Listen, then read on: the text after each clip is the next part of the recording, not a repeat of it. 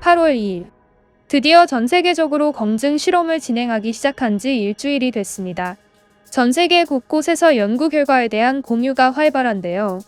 일주일이 지난 지금 이 시점에서 성공 사례와 실패 사례에 대한 연구 결과가 갑자기 폭발적으로 쏟아져 나오고 있습니다. 물리학에서 4명, 화학에서 1명의 노벨상을 배출했던 저명한 학교인 미국 콜로라도 대학교에서는 8월 2일 데니어 데사우 콜로라도 대학교 물리학과 교수가 5명의 교수들과 아카이브의 시뮬레이션 논문을 발표했는데요. 이 논문에서는 해당 물체는 초전도체가 아닌 신물질로 보인다고 발표했습니다. 이는 초전도체는 아니지만 시뮬레이션상에서 전력 손실을 최소화할 수 있는 초전도체와 비슷한 그 무언가로 보이는 물질이라고 설명했습니다. 이는 극초저온이 필요 없이 상온에서도 전력 손실을 최소화할 수 있는 물질이기에 그 자체로 엄청난 발견이라고 이야기했는데요. 같은 날 중국의 시베이 대학교에서도 스량 교수가 시뮬레이션 진행 결과를 아카이브에 논문으로 올렸는데요. 해당 논문에서는 LK99가 초전도체일 수 있다는 몇 가지 실험적 징후를 제공한다고 발표했습니다. 밀도 함수 이론 계산은 격자 매개 변수의 부피 수축을 보여준다고 하였는데요. 올바른 방법을 찾아낸다면 초전도성 메커니즘을 지원할 수 있는 물질을 생성할 수 있다고 이야기했습니다. 미국의 닝오 파워툴즈의 회장인 니모 로템 엔지니어는 트위터에 LK99와 유사한 재료로 상당히 큰 시료를 개인 제작하여 시연하는 영상을 올렸는데요. 반자성에 의한 사선 일부 부양 모습 구현에 성공한 것을 보여줬습니다. 온미터로 저항이 0인 것도 확인을 했는데요.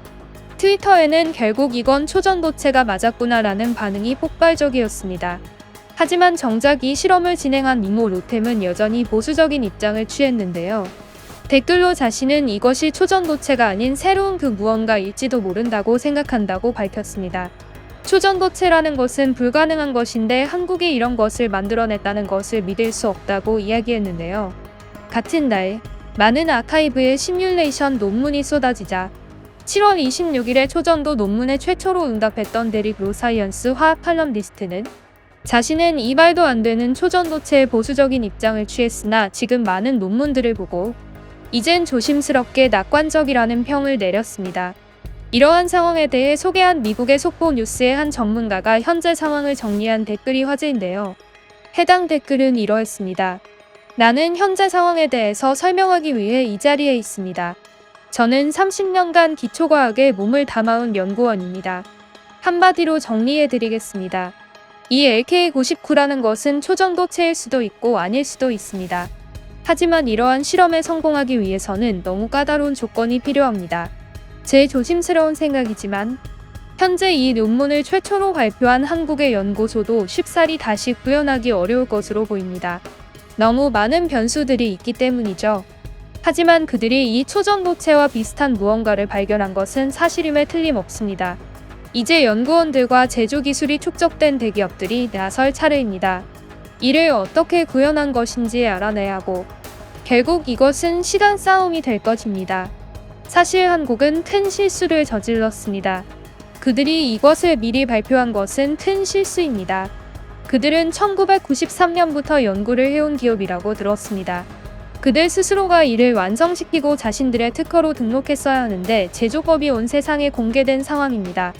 이런 상황에 가장 위험한 것은 바로 중국과 같은 기술 탈취에 아주 공격적인 국가들입니다. 한국도 삼성과 같은 제조기술이 축적된 회사가 있다고 알고 있습니다. 한국의 연구소는 삼성 같은 회사와 협력을 해서 성공시킨 뒤 자신들만의 기술로 만들었어야만 합니다. 하지만 아직 늦은 것은 아닙니다. 만약 그 연구소에 비밀 제조법이 있다면 한국은 이제 미친 나라가 될 것입니다. 아시아 최대 강국, 아니면 지구 최대 강국이 될 수 있는 미친 기술입니다. 사실 이는 인류에게 지나치게 낙관적입니다. 나는 한국에 대해 잘 모르지만 한국이라는 나라가 도덕적인 나라이길 빕니다. 인류의 미래가 한국이라는 작은 나라에 달려있는 것으로 보이는군요. 한국이라는 나라의 책임이 막중합니다. 이번 신물질이 진짜로 밝혀져도 한국은 이를 절대 나쁜 일에 사용하지 말아줬으면 좋겠습니다. 라는 한 과학자로 보이는 네티즌의 댓글이 달리기도 하였습니다. 이 밑에는 중국인으로 보이는 많은 네티즌들이 악플을 달았는데요. 현재는 상황이 중대한 만큼 이번 영상에서는 중국인들의 댓글을 소개해드리지 않도록 하겠습니다.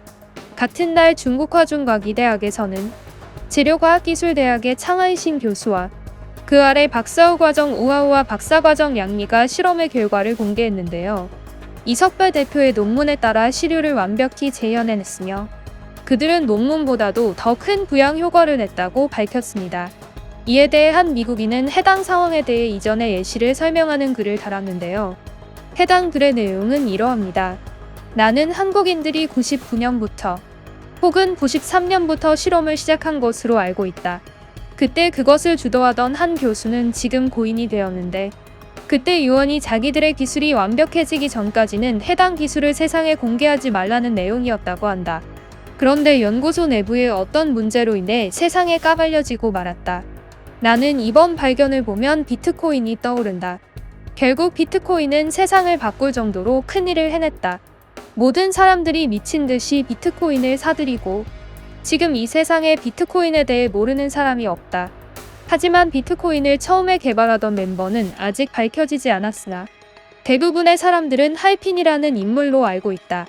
그는 비트코인의 최초 트랜잭션 기록에 남겨진 인물로서 비트코인을 제작한 사람으로 가장 크게 의심받고 있는 인물이다. 하지만 그는 2014년 루게릭 병으로 사망해서 비트코인이 세상의 빛을 보기 전에 사망했다. 그는 유언에 이 기술이 세상에 좋은 의미를 가져다 줬으면 한다는 이야기를 했다. 하지만 지금의 비트코인을 보라. 대부분 중국으로 넘어갔다. 비트코인 회사의 대부분은 중국에 위치해 있고 매일매일 새로운 비트코인 회사들이 생겨난다. 비트코인 최대 주주는 대부분 중국인들이며 채굴도 대부분 중국에서 되고 있다. 결국 비트코인을 만든 미국인 그룹은 대부분의 비트코인을 중국에 뺏긴 것이다. 그때 할피니를 비롯한 비트코인 제작자 그룹은 비트코인의 모든 것을 세상에 공개했었다. 만약 한국이 공개한 이 논문이 이 신물질에 대한 모든 비법이라면 이것은 정말 멍청한 짓이 될 것이다. 나는 한국이라는 나라가 선진국이며 미국과 큰 동맹국인 제1세계인 것을 안다. 나는 제발 이 기술을 중국이 빼가지 않았으면 좋겠다. 하지만 지금 상황을 보면 관련 연구의 대부분은 중국에서 진행하는 것으로 보인다. 제발 한국의 비밀 비법이 남아있길 바란다. 라는 댓글이 달렸습니다. 1530년 부르봉 왕조 시기 프랑스와 1세가 파리에 창설한 최고 고등 연구기관인 프랑스 콜레주 드 프랑스에서 금일 재현 연구를 시작했다고 알렸는데요. 지금까지 나오는 모든 연구를 보면 이는 초전도체 그 자체라기보다는 초전도체와 비슷한 그 무언가를 발견한 것으로 보인다는 쪽으로 무게가 실리고 있습니다. 하지만 아직도 이는 초전도체로 보인다는 결과도 많기 때문에 조금 더 지켜봐야 할 것으로 보입니다. 구독을 눌러주시면 알림을 통해서 연구 결과가 끝나는 대로 저희 구독자분들에게 소식을 전해드리겠습니다. 지금까지 뉴스품의 안기자였습니다. 감사합니다.